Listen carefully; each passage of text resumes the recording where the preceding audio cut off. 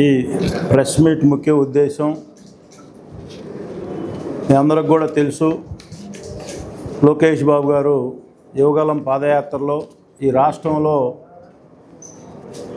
నిరుద్యోగులకి ఉపాధి అవకాశాలు కల్పిస్తానని చెప్పడం, దానిలో భాగంగా ఈ మెగా డిఎస్సి మీ అందరికి కూడా తెలుసు. రాష్ట్ర చరిత్రలోని ఒక పెద్ద మెగా డిఎస్సిని 16,347 మందికి మీ అందరికి కూడా ఎంతో పారదర్శకంగా సిబిటి కంప్యూటర్ బేస్డ్ టెస్ట్ ఏర్పాటు చేయడం మన అందరికి కూడా తెలిసిన విషయమే.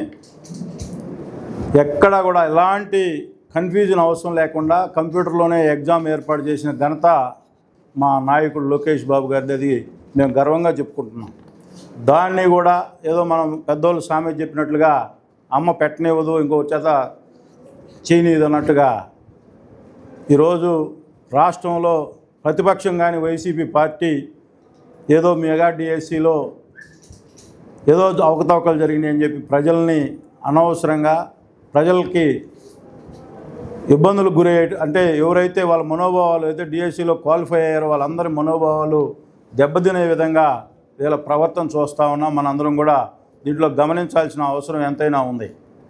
గత ప్రభుత్వంలాగా మీరు గత ప్రభుత్వంలో అనేక అవకతవకలు చేశారు. ఈ ప్రభుత్వం ఎంత పారదర్శకంగా ఉందో మా నాయకుడు లోకేష్ బాబు గారు సవాల్ కూడా ఇచ్చినారు. బహిరంగ చర్చకి మీ వైసీపీ నాయకుడు జగన్మోహన్ రెడ్డి గారు రావాలని చెప్తే మాట్లాడాల్సింది పోయి ఈరోజు ఏదో ధర్నాలు లేకపోతే నిరసన కార్యక్రమాలు చేస్తామంటే మిమ్మల్ని ప్రజలు నవ్వుకుంటా ఉన్నారు. మీ హావభావాలు, మీ ఆలోచన విధానాలు చూస్తూ ఉంటే ఈ రాష్ట్రంలో ప్రతి సంవత్సరం గ్యాప్ క్యాలెండర్ ఇస్తానని చెప్పి ముఖ్యమంత్రి అయిన తర్వాత 5 సంవత్సరాలు ఈ రాష్ట్రంలో నిరుద్యోగ యువకుల్ని ఎక్కడ కూడా పట్టించుకున్న పాపాన పోకుండా ఈరోజు వచ్చి మళ్ళా చేసిన డిఎస్సిలో కూడా ఏదో తప్పులు జరిగినాయి అని చెప్పి ఈరోజు కంప్యూటర్లో ఎగ్జామ్స్ రాస్తే అవి కూడా దాన్ని కూడా తప్పుపడతా ఉన్నంటే వాళ్ళ అనాలోచిత నిర్ణయాలని మన అందరం కూడా ఒకసారి గుర్తు చేసుకోవాల్సిన అవసరం ఉంది. ఎన్నో కోర్టు కేసులు వేశారు, మీ అందరికి కూడా తెలుసు.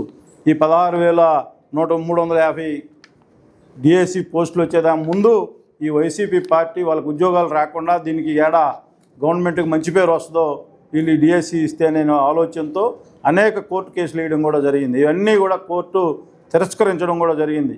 ఇప్పుడు ఒక ఆయన ఉన్నాడు నెల్లూరులో ఎమ్మెల్సీ, ఈరోజే లేటెస్ట్గా ఈయన సిబిఐకి ఈ కేసుని ఇచ్చాలని చెప్తే అది కూడా కోర్టు తిరస్కరించాలి. అంటే ఇలా ఆలోచన ఈ రాష్ట్రంలో ఒక విధ్వంసం సృష్టించాలి, ఈ రాష్ట్రంలో శాంతి భద్రతకు విఘాతం కల్పించే విధంగా ఏదో జరిగిపోతుంది అనేది క్రియేట్ చేయాలనే ఆలోచనతో ఈ వైసీపీ నాయకులు ముందుకు పోతూ ఉన్నారు. ఇవన్నీ కూడా ప్రజలు గమనిస్తూ ఉన్నారు. వీళ్ళకి ఎన్నిసార్లు చెప్పినా కూడా అంటే మీకు ఏదన్నా డౌట్స్ ఉంటే బహిరంగ చర్చకు రావాలి, కానీ ఇవన్నీ ప్రజలను తప్పుదోవ పెట్టే ఆలోచన మీరందరూ కూడా మన విఘ్నులైన ప్రజలందరూ కూడా గమనించాలని చెప్పి ఈ సందర్భంగా కోరుకుంటూ, అలాగే మీ